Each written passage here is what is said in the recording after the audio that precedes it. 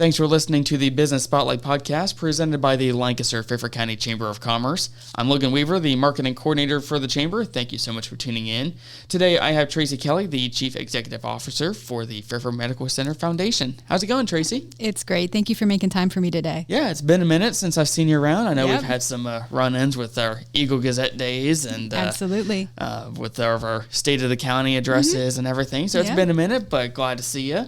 So Fairfield Medical Center Foundation. I think a lot of folks are familiar with FMC as the hospital and that whole system.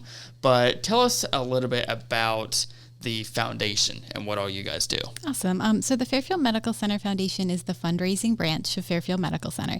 And sometimes I'll get the question, why does Fairfield Medical Center need a foundation? So our hospital is a nonprofit hospital, and a lot of people don't realize that. And because of that, because they have that commitment and that mission to serving people regardless of whether they can pay, you really need to rally that community support. So we are that conduit between the community support and the hospital. We have our own board of directors, which is fantastic. So our president is Craig Vandervoort. A lot of people know Craig Vandervoort.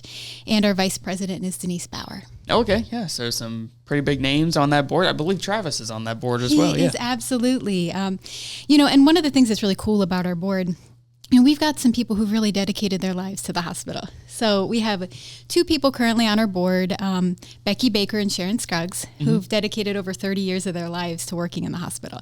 So, you have a lot of experience professionally, but then you also have a lot of personal passion that drives our board. And how did you get into this position?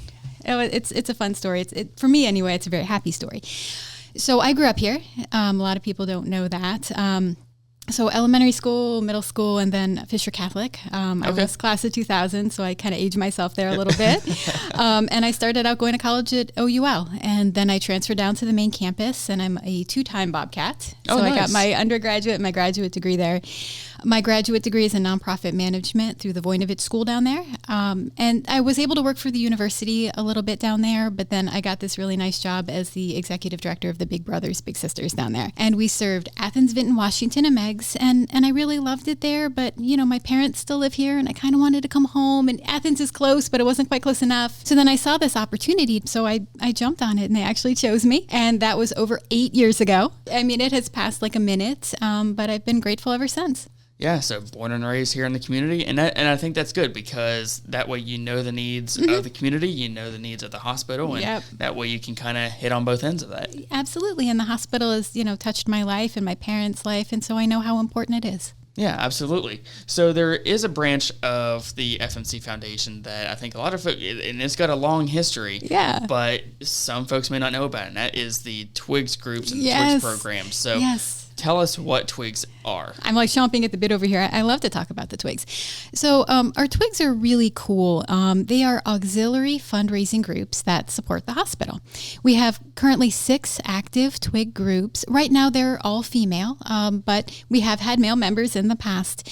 And they take it upon themselves to pursue fundraising projects and donate those dollars back to the hospital. We partner with them to help them select maybe particular pieces of equipment or service lines that they want to support. But they really take it upon themselves to do this work. And kind of a cool thing I wanted to point out, I pulled up a data point that was really interesting.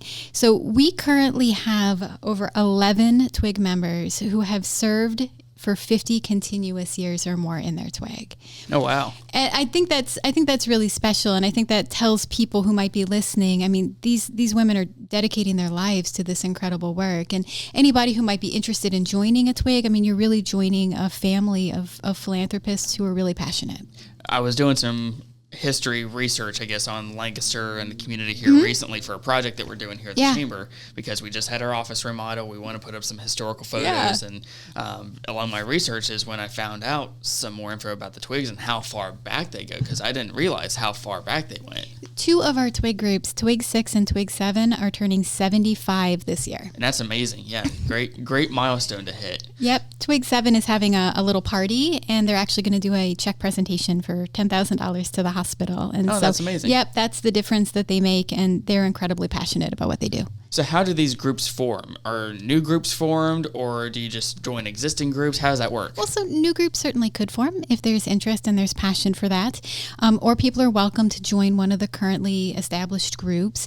It's interesting because they all have their own meeting cadence and their own, passion projects. We have the Twig One Cancer Run, but we also have salsa sales, bundt cake partnerships, it's the Bargain Boutique. So all kinds of different initiatives. So if somebody's interested in joining, I would suggest that maybe they just reach out to me and I can put them in touch with maybe some Twig groups that they might want to talk to. Maybe they could shadow a meeting or something like that.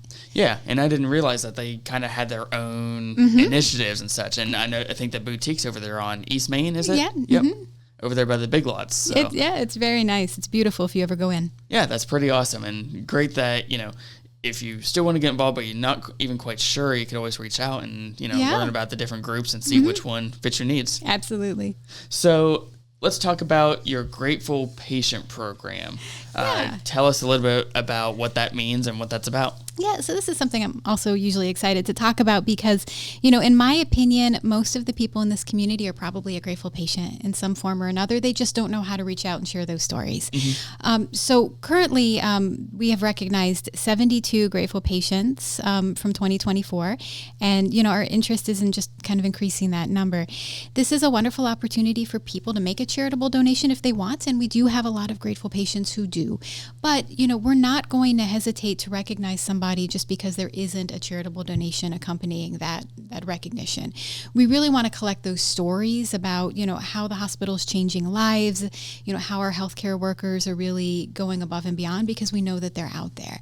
And what's really cool is that, when you think of a Grateful Patient Program, you probably think about doctors and nurses, and that's absolutely true. But we have recognized people in environmental services and nutrition services, people in the billing department, because all of the FMC family really goes above and beyond. And so we really like to collect those stories. Anybody who's recognized by a grateful patient receives a certificate and a pin, but we really try to share that story out to the community so that they know that if they are grateful, and I'm sure they probably are, there is a way to recognize those people. And I think that's a pretty nice initiative because it shows the employees that they matter, that their service, what they're doing, is making an impact, especially here in the community, because you've got patients who, they could be seeking medical coverage who knows where. Yeah. But the fact that it is right here in their own backyard, and not only that, but they're being recognized for quality service as well, I think is very important to share, not just with the employees, but just the general community. I agree completely. I mean, it means the world to these caregivers to be recognized. And, I would encourage anybody listening too, if you're holding back because you think maybe they won't remember you, they absolutely do. When we do these reunions, it's so incredible. These care providers absolutely remember their patients. They're thrilled to hear that you're doing well and to know that you remember them. So, it's really just a very easy thing to do to reach out, send us an email, and we'll take it from there. But we really want to make sure that people get recognized. Yeah, especially, the wide variety of services, It could be anything. And as you mentioned, even the billing department's been recognized. Yeah, exactly. I mean, everybody kind of from wall to wall is really demonstrating that compassion. So even if technically then, if you haven't had medical experience, but you've had some sort of positive interaction with the hospital, then that's even still worthy of recognition. Absolutely, 100%. Yeah, that's awesome. And, just really shows how much you guys put into focusing on, quality of care, not just for the patients, but quality of work for the employees as well. Absolutely. It's a wonderful place to work. Everybody is nice there.